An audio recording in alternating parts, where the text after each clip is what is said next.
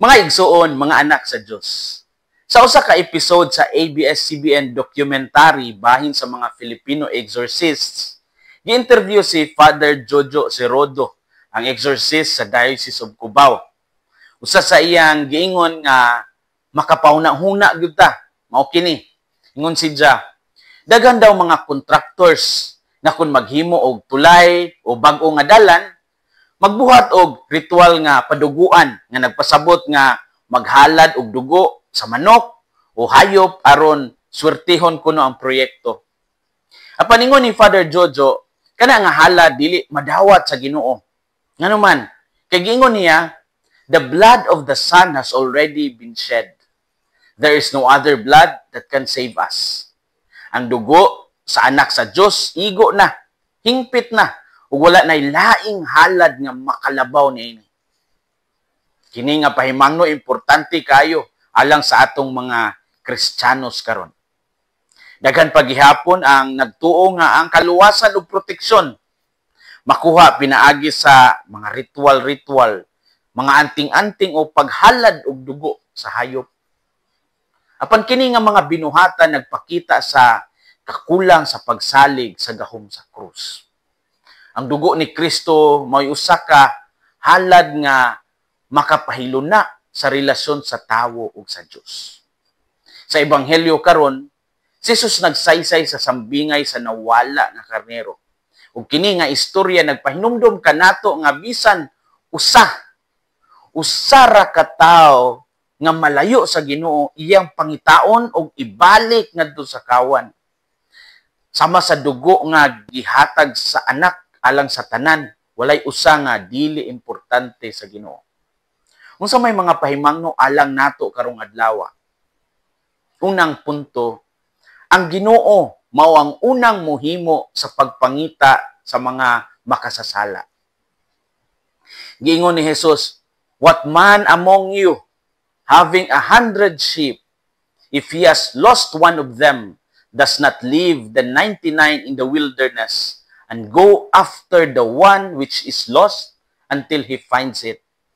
Kinsa man kaninyo ang adunay usa ka gatos ka karnero ug mawala ang usa, nga dili niya biyaan ang kasiyaman og siyam sa kamingawan ug adtuon ang usa nga nawala hangtod nga iyang makaplagan.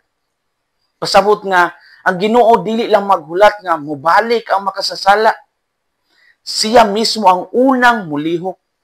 Siya ang pastol nga nagapaningkamot in taon nga makaplagan ang karnero bisan pa lisod ug layo ang dalan nga nahisalaagan niini. Ang gugma sa Dios di ay active, dili passive. Kini nagpakita ang kaluwasan dili pinaagi sa atong paningkamot lamang, apan sa grasya jud nga nangita kanato bisan pa sa kangitngitan sa atong sala. Pangutana, aduna ba kitay kasing-kasing nga sama sa magbalantay? Naabatay kaluoy sa mga tao nga nahilayo sa simbahan, sa pamilya o sa pagtuo. Daghan ang naisalaag tungod sa mga ritual nga wala diha ang Dios. Ug kita gihagit nga mutabang nga mubalik sila sa tinuod nga halad, ang krus ni Kristo. Ang Ginoo mao ang unang mohimo sa pagpangita sa mga makasasala. Ikaduhang punto, ang kalipay sa langit dili sa mga milagro, kundi sa mga taong mobalik sa sabakan sa Ginoo. Giingon ni Jesus, there will be more joy in heaven over one sinner who repents than over 99 righteous persons who need no repentance. Luke 15:7. Mas dako ang kalipay sa langit tungod sa usa ka makasasala nga naghinulsol kaysa kasiyaman ug siyam nga matarong nga wala magkinahanglan og paghinulsol. Ang tinuod nga tema sa kaluwasan mao ang pagbalik sa sabakan sa Ginoo ug paghinulsol. Ang kalipay sa langit dili lang kay ang mga matarong lamang, apan kay adunay usa nga nagpaubos ug nibalik sa Dios. Ang kalipay sa Ginoo mao ang kalipay sa pagpasaylo. Ang mensahe ni Jesus klaro, bisan kinsa nga mubiya sa sala ug mobalik sa iyang gugma adunay dako nga kalipay sa langit alang kanila. Sama sa giingon ni St. John Chrysostom, atong suki nga angkol, the church is not a courtroom where we are judged, but a hospital where we are healed. Ang simbahan, dili korte diin kita husayon, kundili ospital aron kita ayuhon. Ang kalipay sa langit usa ka kalipay sa panumbalik ug kini mauunta ang kalipay nga atong ipaambit sa uban. Ang kalipay sa langit dili sa mga milagro kundi sa mga taong mobalik sa sabakan sa Ginoo. Story time. Ang Catholic Bishops Conference of the Philippines, kung CBCP, mitaho nga adunay 7 kabag-o nga mga Pilipinong martir nga gisubmit dito sa Vatican Commission on New Martyrs, Witnesses of the Faith para sa Jubilee Year 2025. Apel kanila si Father Roel Gallardo, ang Claretian nga misyonary nga gidakop o gipatay sa mga abusayaf sa Basilan niadtong year 2000. Lakip usab ang upat ka mga batang biktima sa Mindanao State University bombing sa Marawi City niadtong December 3, 2023.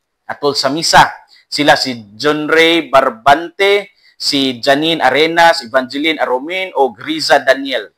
Usab si Father Marcelito Tito Paes gipusil niadtong December 4, 2017 human makatabang sa pagpagawa sa usa ka priso nga aktivista. Dayon si Alberto Pinagawa taga Cagayan de Oro nga usa ka lay minister ug lay leader gipatay niadtong December 24, 2009 tungod sa iyang pagkontra sa illegal logging ug mining. Kini nga mga 7 kabag-ong Pilipino nga martir nagpahinumdom nato nga sama sa karnero nga gipangita sa Ginoo. Aduna gihapoy mga tawo nga niangkon nga mas maayo ang mamatay uban kang Kristo kaysa mabuhi nga walay pagtuo. Kini ang tinuod nga kalipay sa langit. Ang mga kalag nga andam muula sa ilang dugo alang sa ebanghelyo. Mga igsuon, mga anak sa Dios. Ang pagdapit karon mao nga atong pangitawon usab ang nahisalaag nga mga tao sa atong palibot. Ang mga tao nga wala na nagsimba. Ang mga tao nga nalimot na sa pag-ampo. Ang mga tao nga nagumon sa bisyo, sa superstition o sa mga tuo-tuo. Sama sa Ginoo nga nagapangita, kita usab gitawag nga mangita kanila. Ang tinuod nga kalipay sa Kristiyanos mao ang pagtabang sa usa ka kalag nga mobalik sa Ginoo. Apan dili lang kini bahin sa uban, kita usab mismo kinahanglan nga magpaayo.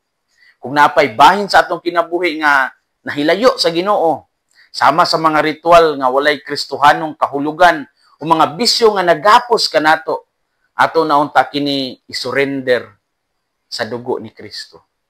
Kay ang iyang pag-ula sa dugo, igo na para sa tanan. Hinaot nga ang kasing-kasing ni Kristo maghari sa atong mga kasing-kasing. Kini si Father Felmar Castrodes, Fiel SVD, ang inyong magsisibya sa maayong balita. Gikan dinhi sa Radio Veritas Asia. Hinumdumi ang kinabuhing Kristiyano, kinabuhi sa pagserbisyo.